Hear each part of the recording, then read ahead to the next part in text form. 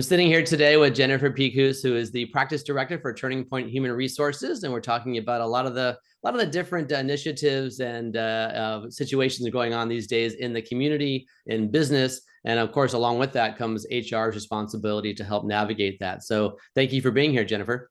Oh, it's a pleasure, Ken. Thank you so much. I really appreciate the opportunity to sit here together and dialogue and talk through some of these things. Hopefully it's helpful for those that watch it. Definitely, definitely. And one of the big issues that we've been talking about, again, kind of off camera as well, is really kind of the difference between how leaders have to lead. Right. And with so much happening, especially around the areas of social activism, how employees are showing up to the office really kind of dictates how HR and how executive leadership along with that has to, appropriately respond to any questions and bring up any issues and just be there and be available also. So I'm curious from an HR perspective, given your background, how do you advise companies address that?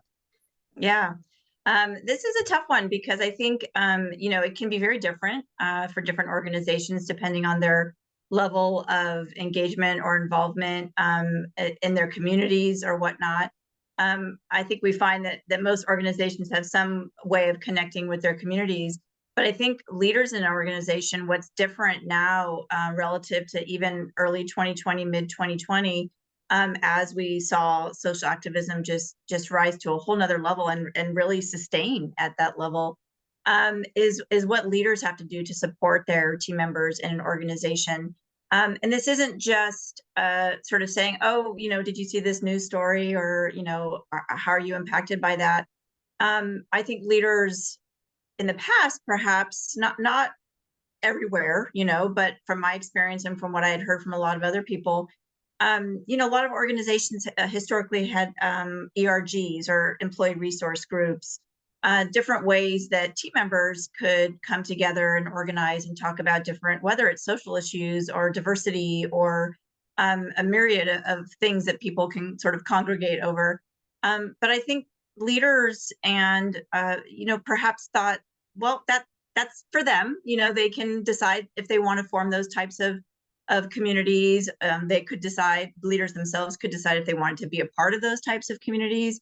But they sort of left it up to them and thought, well, we're here to run a business. Ultimately we're here to do what we do as an organization. And so that's kind of separate.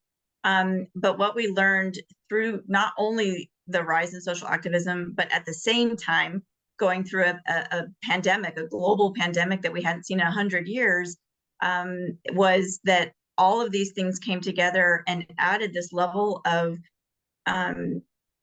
difficulty, challenge to the way employees work, the way they live. We talked about personal and professional coming together, and this is most certainly a part of both of those worlds, right? People are seeing things in the news, or they're personally impacted by different things. And so it really became a requirement, in my opinion, of an organization to offer ways in which they could support people, not just with what may have been going on with their own personal life through a pandemic, working remotely, but also how they may have been either personally impacted or just how they feel about the things that they were seeing from a social activism standpoint. And so one of the things that we had done was think about, how do you create space for people at work during work hours, again, whether that's virtually or in person, to come together and just talk about whatever it was you wanted to talk about. Typically the various things that were happening from a social activism standpoint were front and center. We also were going through a lot of things from a political perspective that was, that people are thinking about and they want to talk about. Obviously, you have to be thoughtful in an organization to not create an environment where you start to actually create divide, because you're bringing in things, or you're talking about things that can create that kind of divide, but really creating these safe spaces. So, for example, I had experience bringing in people who could come in and just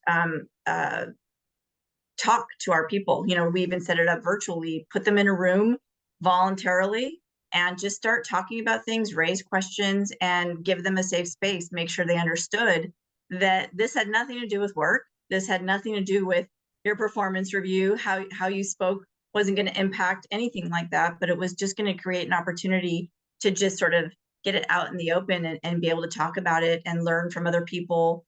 You know, have a lot of empathy and sympathy for people in the organization. So I think what's really interesting is that hasn't stopped now. You know, that a lot changed, a lot started when the pandemic started, and also almost concurrently when George Floyd was killed and social activism really started being front and center for people.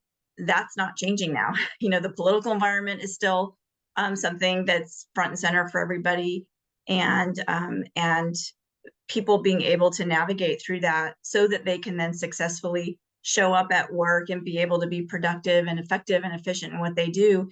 You have to be able to have this other side that you're bringing into the workplace as well. And I don't think that's going to go away. Whether or not the pandemic becomes less of a thing front and center, it's this requirement for leaders and for team members throughout an organization to recognize the whole human being. We talk about that, and giving them safe space to have these conversations. I think is really imperative. And, you know, I don't think you can not do these things. Recently, we shared off camera an article that we had read about an HR organization not allowing their team members to bring their personal life into the workplace at all. I mean, forbidding it, you know, and that just seems unbelievable that that would even exist right now. But I think, unfortunately, sometimes, you know, it does. And I think people just have to remember that, you know, first and foremost, we're all people and we're all feeling this stuff, and we have to be able to talk about it.